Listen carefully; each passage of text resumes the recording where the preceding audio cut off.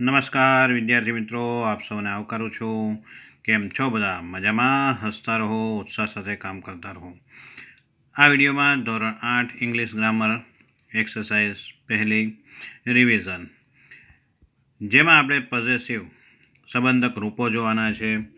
તો આઈ, તો my, you, your, he, his, she, her, it, its, we, our, you, your, their, there.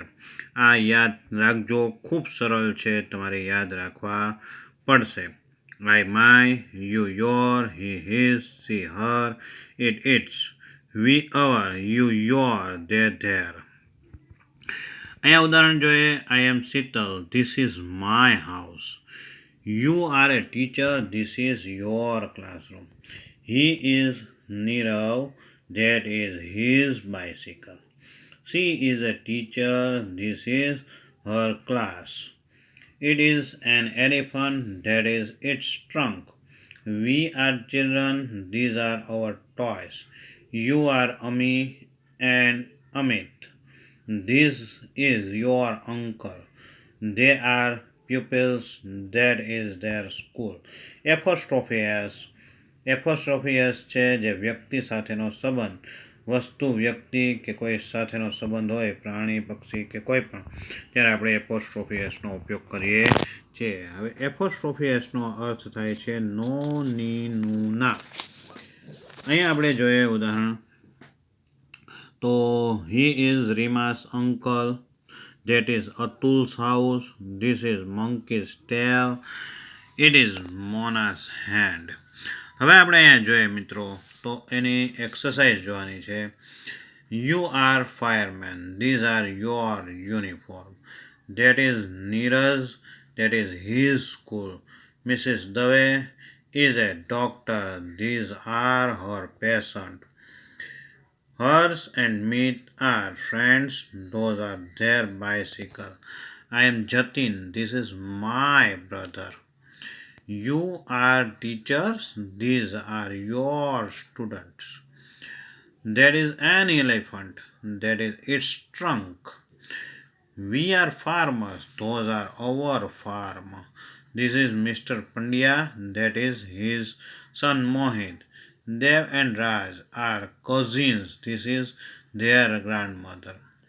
You are student, this is your school. તો આ રીતે છે સંબંધક. તો તમારે કર્તા જોવાનું. તો કર્તા કોણ છે અહીંયા? નીરજ જે છે. તો નીરજ જે છે એ પુલ્લિંગ છે, તો હિઝ આવશે. મિસિસ દવે સ્ત્રી છે, તો હર આવે. બહુવચન છે, ત્રીજો પુરુષ, તો ધેર મૂકવાનું છે. આઈ છે પ્રથમ પુરુષ, તો માય મૂકવાનું છે. યુ તો યોર. એ રીતે તમારે કરતું જવાનું છે. તો પ્રથમ કોષ્ટક યાદ રાખશો એટલે ખૂબ સરળ થઈ જશે. હવે આપણે જોઈએ એપોસ્ટ્રોફી એસનો ઉપયોગ. તો ઉદાહરણ, this is pen of Sahil, this is Sahil's pen. That is house of my teacher, that is my teacher's house.